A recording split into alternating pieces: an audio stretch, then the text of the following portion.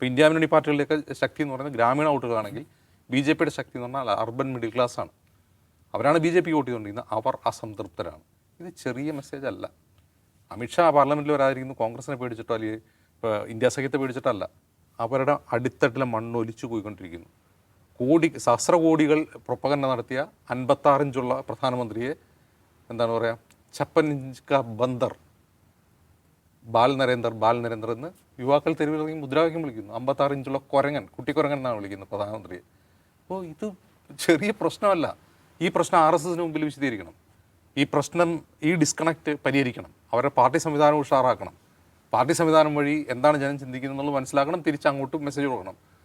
അതിനുള്ളൊരു വഴിയായിട്ട് ഇന്നലെ BJP ഒരു വീഡിയോ ഇറക്കി. അതായത് പ്രധാനമന്ത്രി നരേന്ദ്രമോദിയെ ബോസ് വീഡിയോ, ഒരു ബോസായി ചിത്രീകരിച്ചു. ഒരു ഡോൺ സ്റ്റൈലിൽ ഒരു ഹാറ്റൊക്കെ വെച്ച് അദ്ദേഹത്തിൻ്റെ പല മാസ് വീഡിയോകളുടെ ഒരു കോമ്പിലേഷനാണത്.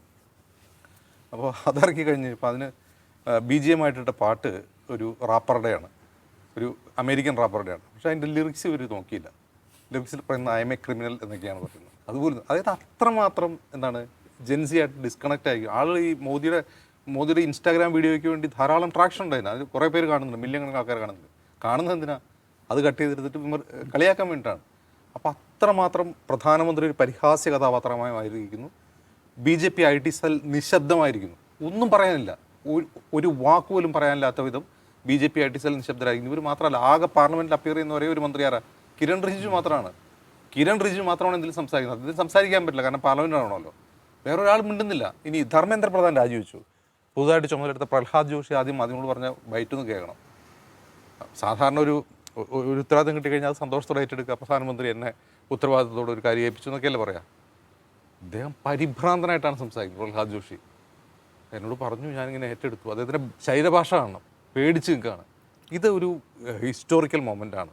ഈ ഹിസ്റ്റോറിക്കൽ മൊമെൻ്റ് എത്രമാത്രം പ്രതിപക്ഷത്തിന് മനസ്സിലായിട്ടുണ്ടെന്ന് നമുക്കറിയില്ല. ഇത് BJPക്ക് മനസ്സിലായിട്ടുണ്ട്. ഇത് പണിപ്പാളുകയാണെന്നുള്ള കാര്യം BJPക്ക് മനസ്സിലായിട്ടുണ്ട്. പക്ഷെ അതുകൊണ്ട് മാത്രം 2029 ഇലക്ഷൻ ഇന്ത്യ സഖ്യം ജയിക്കുമെന്നോ ഇനിയുള്ള ഇലക്ഷനൊക്കെ BJP തൂക്കുമെന്നൊന്നും അതിനർത്ഥമില്ല.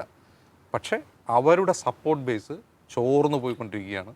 ഇതാണ് അമിത്ഷായെ പരിഭ്രാന്തരാക്കുന്നത്. അല്ലാണ്ട് പാർലമെൻറ്റിൽ ഒന്ന് കോൺഗ്രസിന് മറുപടി പറയാൻ ഇതിനു മുമ്പ് ഇതിലും രൂക്ഷമായ എത്രയോ സന്ദർഭം ഉണ്ടായിട്ടുണ്ട്. കർഷക സമരം, CA പ്രൊട്ടസ്റ്റ്, പെഗാസസ്, എല്ലാ വിഷയത്തിലും ഇവരൊന്ന് ആഞ്ഞടിക്കും. നെഹ്റുവിനെതിരെ നാല് വാക്ക്. ഇപ്പം നെഹ്റുവിനെ പറയാൻ പറ്റില്ല, അത് വേറൊരു കാര്യം.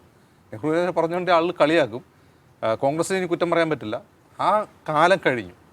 അതായത് ഹിന്ദിയിലൊരു ചൊല്ലുണ്ട്, മാഹോൽ ബദൽ ഗയാ ഹെ, സിറ്റുവേഷൻ ഹാസ് ചേഞ്ച്ഡ്.